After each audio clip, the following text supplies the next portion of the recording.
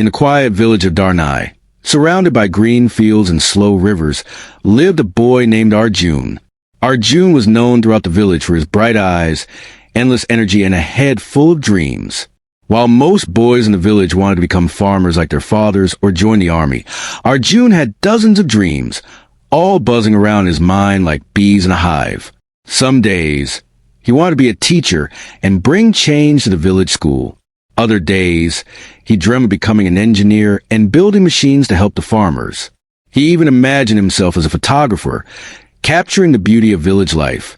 There were also days when he sat under the big banyan tree near the temple, sketching plans for a small business or writing a book about the village. But with all these dreams, Arjun was constantly distracted.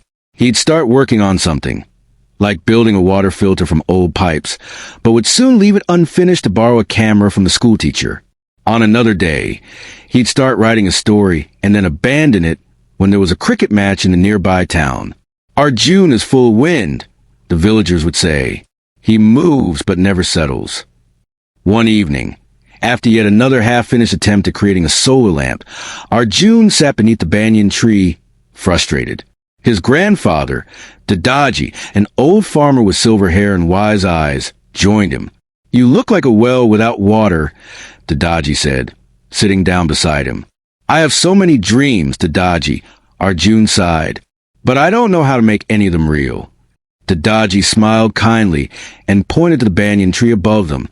"Do you know why this tree stands strong?" he asked. "Because it's old?" Arjun guessed. "No," Dadaji answered. "Because it grew deep roots first, one at a time. Your dreams are like seeds. You can't water all of them at once.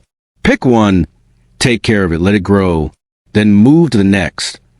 Arjun sat quietly, the idea slowly sinking in. He had been chasing too many dreams at once, without ever settling on just one. That evening, Dadaji took out an old wooden box from his bag. Inside was a yellowed notebook titled The Dream Tree. "This was mine when I was your age," Dadaji said. "Use it, but only if you're ready to water one dream at a time." Arjun opened the notebook that night. On the first page, in faded ink, was written, "Goals are dreams with feet. Give them direction, not wings." He turned the page and saw a method called SMART, which stood for specific, measurable, achievable, relevant, time-bound. Arjun realized this method might help him focus on his dreams. He decided to try. The next day, Arjun sat down and listed all of his dreams. Build a water filter, learn photography, write a story about village life, start a small shop, help improve farming methods, teach evening classes to younger kids. Then he asked himself the three important questions from the notebook. Which dream do I care about most right now? What can I do with what I already have? What will help others as well as me? After much thought, Arjun chose to start with building a simple water filter for the village. He wrote it in SMART form. Goal: build a working water filter in 2 months using local materials, test it with a school, and provide clean water to 5 families. He created a small chart in his notebook. Week 1. Research and talk to the science teacher. Week 2 to 3. Collect materials, sand, gravel, charcoal, containers. Week 4. Build the first version. Week 5. Test and improve. Week 6 to 8. Teach others to make their own. Arjun worked every day, even when the other children want to play. Sometimes things didn't work. The water stayed dirty or the filter leaked. But he didn't give up. He remembered Dadaji's words. One dream at a time, like roots in the soil. Finally, after 2 months of hard work, Arjun stood proudly with a working filter outside the village school. The children filled their bottles with clean water. The headmaster praised him, and families asked how they could make their own filters.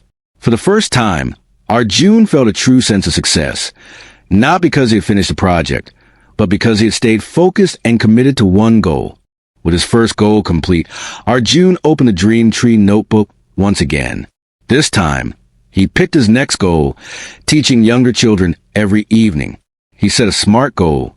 Goal: start free evening classes under the banyan tree for 10 village kids, teaching math and reading for the next 3 months. The village elders took notice. The Sarpanch invited Arjun to speak at a community meeting.